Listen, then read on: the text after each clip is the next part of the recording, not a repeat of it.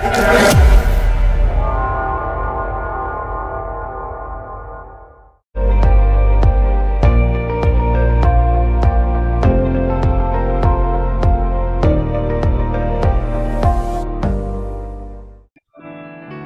selamat pagi saudaraku yang diberkati oleh Tuhan Yesus Kristus bersama Manusia Christian Channel. Pagi hari ini kita akan merenungkan dan pertolongan di Injil Kudus. Mari kita berdoa dan kita membaca firman dengan mengandalkan Tuhan dalam nama Yesus. Bapak, terima kasih Tuhan buat pagi hari yang indah ini. Itu untuk awali segala sesuatu dengan firman Tuhan. Firman Tuhan berkuasa untuk menyelamatkan. Kami mau menerima firman Tuhan dengan lemah lembut. Dan terima kasih Tuhan, oleh karena firman-Mu, maka kami dilakukan dari segala penyimpangan-penyimpangan. Biarlah kami tidak dulu dengan melihat di kumpulan kaum pencemooh dan jalan di tengah orang-orang berdosa. Tapi biarlah kami merenungkan Taurat Tuhan, merenungkan firman Tuhan siang dan malam. Demi nama Yesus Tuhan, kami bersyukur. Haleluya. Amin. Saudara kekasih Tuhan, firman Tuhan kita akan baca bersama dari Roma 12 ayat 9 hingga ayat yang ke-21. Itu perikop berkata nasihat untuk hidup dalam kasih. Saudara, di dalam 1 Korintus 13 bahwa kasih itu sabar, kasih itu murah hati, kasih itu. Dan lagi pula di dalam Roma 12 ada perbuatan-perbuatan kasih yang Tuhan ajarkan di dalam hidup. Apakah kasih itu kelihatannya mudah, tetapi ketika mengimplementasikan berkat, yaitu di dalam firman Tuhan di dalam Roma 12 ayat 9 hingga 21. Dalam ayat 9 dikatakan, hendaklah kasih itu jangan.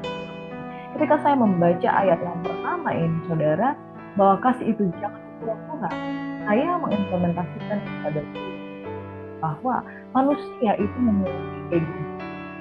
Manusia itu punya kecenderungan untuk melindungi hak-hak pribadi. Makanya ketika hak-hak pribadi kita itu diambil atau kita bersinggungan dengan kepentingan orang lain, seringkali kita merasa tersakiti, tersinggung, dan kemudian harusnya kita hidup di dalam kasih. Kita tidak lagi hidup di dalam kasih. Kepura-puraan itu seringkali menggambarkan bahwa kita tuh sebenarnya pengen melindungi hak-hak pribadi kita. Tapi hak-hak pribadi kita itu seringkali disinggung oleh orang lain. Kemudian kita mau hidup di dalam kasih, tapi kita juga ingin melindungi hak-hak pribadi kita. Akhirnya terjadilah kasih yang munafik, kasih yang pura-pura, kasih yang sebetulnya bukan kasih. Nah, saudara, perintah Tuhan di dalam kehidupan saling mengasihi itu jangan pura-pura. Suami jangan pura-pura mengasihi karena waktu menikah itu ada embel-embelnya, ada maunya, karena ingin sesuatu yang lebih dari sekedar bersentuhan. Nah, saudaraku yang diberkati, kasih itu levelnya di atas segalanya. Karena Allah itu adalah kasih. Barang siapa mengasihi, dia lahir dari Allah. Dan Tuhan tidak pernah pura-pura mengasihi kita, karena itu kita belajar dari Yesus. Yang pertama, kasih itu jangan pura-pura. Yang kedua, jauhilah yang jahat dan lakukanlah yang baik. Hendaklah kamu saling mengasihi sebagai saudara dan saling mendahului dalam memberi hormat. Janganlah hendaknya kerajinan kotor, biarlah rohmu menyala-nyala dan layanilah Tuhan. Bersukacitalah dalam pengharapan, sabarlah dalam kesesakan, bertekunlah di dalam doa, bantulah dalam kekurangan orang-orang kudus, dan usahakanlah dirimu untuk selalu memberi tumpangan. Berkatilah siapa yang menganiaya kamu, berkatilah dan jangan mengutuk. Bersukacitalah dengan orang yang bersukacita, dan menangislah dengan orang yang menangis. Hendaklah kamu sehati, sepikir dalam hidup yang bersama. Janganlah kamu memikirkan perkara-perkara yang tinggi, tapi arahkanlah dirimu kepada perkara-perkara yang sederhana. Janganlah menganggap dirimu pandai. Janganlah membalas kejahatan dengan kejahatan. Lakukanlah apa yang baik bagi semua orang. Sedapat-dapatnya kalau hal itu bergantung padamu, hiduplah dalam perdamaian dengan semua orang. Saudara-saudaraku yang kekasih, janganlah kamu sendiri menuntut pembalasan, tapi berilah tempat kepada murka Allah. Sebab ada tertulis, pembalasan itu adalah hakku. Akulah yang menuntut pembalasan, firman.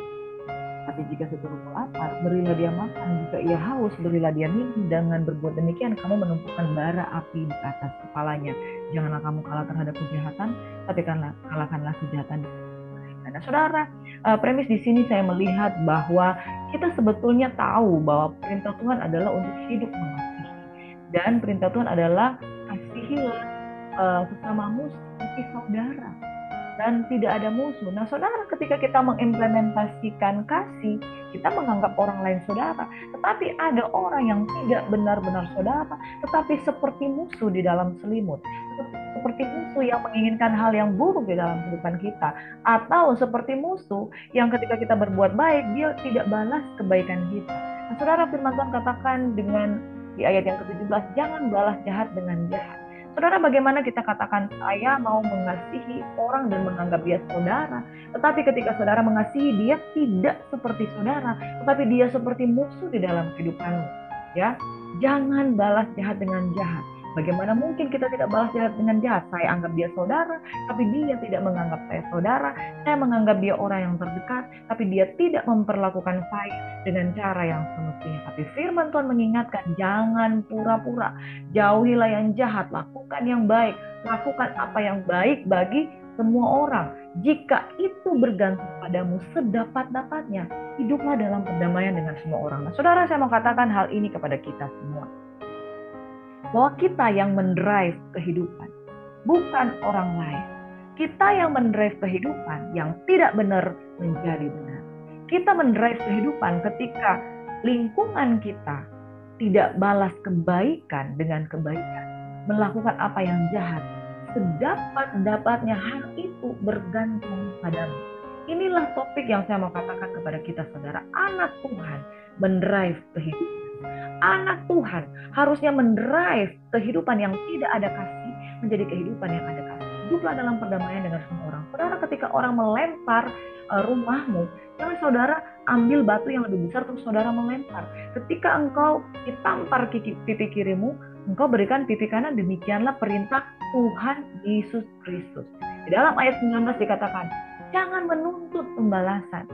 Jangan menuntut pembalasan. Berilah tempat kepada murka Tuhan. Saudara berbicara tentang kasih. Kenapa orang gagal di dalam kasih? Seperti yang saya katakan, bahwa setiap orang punya kepentingan diri sendiri. Setiap orang punya ego untuk melindungi dirinya. Tidak ada orang yang memberi dirinya untuk dipukul.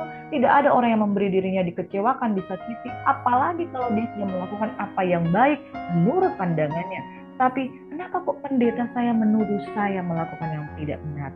Kenapa pendeta saya sudah memberikan persembahan, saya sudah memberikan perpuluhan kepada jemaat Tuhan, saya sudah menghidupi gereja ini dengan penuh kasih. Tetapi kenapa dia tidak memperhatikan saya? Dia menuduh saya macam-macam, dia bermuka dua, dia munafik dan menganggap saya jemaat.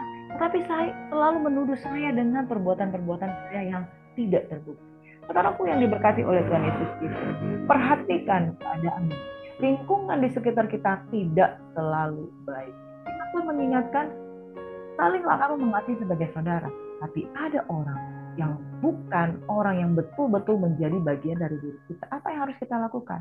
Tuhan yang memberikan matahari kepada orang yang baik, dia juga memberikan matahari yang sama kepada orang yang jahat. Dia ingin kita hidup mengasihi sesama, bukan saja sekedar sebagai saudara, tetapi sebagai manusia, sebagai sesama. Sesama ini tidak dikategorikan apakah dia saudara, apakah dia musuh. Sesama ini adalah orang lain, your neighbor, orang di sekitarmu. Your neighbor itu ada yang baik, ada yang tidak.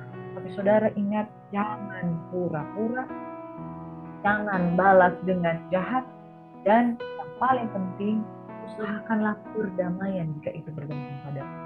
Ya, ada poin-poin yang begitu banyak di dalam hal ini. Yang saya bacakan di sini, jangan pura-pura, jauhilah yang jahat, lakukan yang baik. Saudara, ketika orang berbuat jahat, paling enak itu balas dengan jahat. Tapi firman Tuhan katakan jauhi, lakukan yang baik. Mengasihi sebagai saudara sekalipun dia musuh, dan saling mendahului dalam bentuk hormat. Kita tidak bisa mengatakan dia lebih dulu menghormati, baru saya menghormati saudara. Di dalam firman Tuhan ini ada 10 poin yang begitu luar biasa. Saya tidak bisa satu-satu menguraikan, bahkan satu ayat itu bisa menjadi satu khotbah. Pasti itu pura-pura, jauhilah yang jatuh sama yang baik. Hendaklah kamu mengasihi sebagai saudara dan saling mendahului dalam hormat.